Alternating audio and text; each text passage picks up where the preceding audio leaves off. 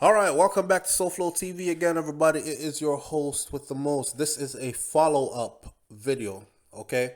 And this one is concerning the Tamara Geddes. Remember, we covered a story about the young lady who was gunned down in her bedroom with her daughter, her 10-year-old daughter, in her presence. And we were saying that the gunman probably wanted to rape her daughter or something like that, crazy. And she stepped in the way and she was like, no, you're going to have to kill me first. And he ended up taking her life. Well, later on, we found out that it was her own sister who was present in the house that was responsible for hiring a hitman to take her sister's life. Her two daughters, the two daughters of the sister, which is Tamara's nieces, they were also implicated in this. And we are going to talk about the update as far as who got sentenced to how many years and the details that the sister gave as to why she hired a hitman to kill her own sister. Now, as it starts out, the story says that sentenced to 20 years in prison. She murdered her sister by hiring a hitman, and all she got in prison was 20 years. Now, I'm telling you, in Jamaica, they don't give out much time for murder. I can't even see why people like Vibes Cartel got 35 years. 35 years to life, which means he would have to serve 35 years before he's even considered eligible for parole. Yet a woman who is cold enough to hire a hitman to kill her own sister, gets only 20 years. So she was given 20 years. Her name is 40-year-old Nadine Geddes. That's the older sister. She's 40 years old and her name is Nadine Geddes. She's a farmer in the parish of Trelawney, and she has been sentenced to 20 years in prison with hard labor. We laugh at the hard labor part as well because nobody now broke no more stone. Nobody is slinging no more sledgehammers. There is no more chain gang in Jamaica's prison system, just like there is no more death penalty. And we can have a whole nother discussion on that, and I think we will. Anyways, she was given 20 years for the murder of her sister Tamara Geddes, and her own two daughters were actually placed on 3 years of probation. No prison time, 3 years of probation. It is reported that on May 10th of 2020, Nadine reported to the police that her sister had damaged her water tank. However, the now deceased 36-year-old Tamara Geddes told the police that she would make sure that her sister was compensated for the destruction of the water tank. She told the police that she would take care of it. She would make sure her sister got paid to fix her tank or to get a new tank, etc. It was later found out, based on the confession of Nadine and her two daughters, that on the night of June 19th, 2020, the older Geddes sister hired a gunman for 150,000 Jamaican dollars, which she paid the person to kill Tamara. For those of you who don't understand the exchange rate, that's just a little bit over 1,000 US dollars. That was all your sister's life was worth. And imagine that there's someone out there that would take a life of someone that had nothing to do with them and did them no wrong just for 1,000 US dollars. That's crazy. I don't know if the brother must have thought 150,000, and if he didn't go to school too good or wasn't too good in math, and he heard 150,000 and he was thinking, oh, that sound like whole heap of money, because the number is big. It works out to roughly 1,000 Jamaican dollars.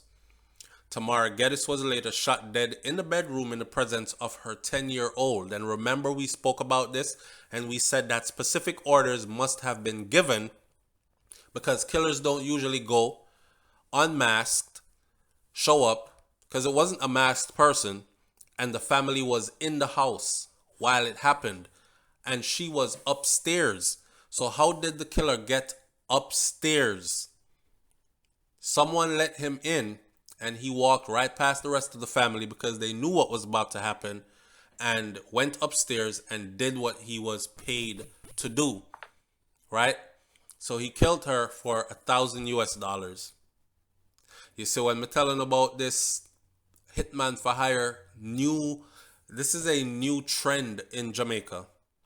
This is a quick way that a lot of waste men see to make money, to go murder somebody for $1,000 US or less. And believe it or not, that's high pay, because there are those that will do it for 500, for 200. Now, according to the statement given to Nadine, she could not take it anymore. This is what she confessed, and she said, "We couldn't take it anymore. The destructive type of situations were always happening with my sister. So me just decided to kill her." So anytime she get mad, I guess, Tamara used to like break things, mash up things, and she couldn't take it anymore. So she just decided to kill her. I don't think that's the real reason why she decided to kill her. And I still stick to my guns, and I still think that she thinks that her sister was prettier, and she's probably held this grudge since she was young. She thinks that more guys look at her sister. She has always had the man's attention. She thinks that because people spoke of her sister as the life of the party, someone that makes everybody laugh, someone with a bubbly, jovial spirit. You could not be around her and be sad, is how she was described. And some people just don't like you for that. And it could be your very own sibling, because more attention would be given to you than it would to them. So they would grow up with resentment. This situation where she's talking about the tank being damaged and she always a break up stuff and me just couldn't take it no more, me just decided to kill her, that's just the boiling point. But it came from somewhere deeper. The now sentenced woman's daughter, Shanice Ruddock, told the police that after being questioned on that night, that she heard her mother and the gunman talking and plotting in the yard to do the crime. And about half an hour later, she heard the commotion.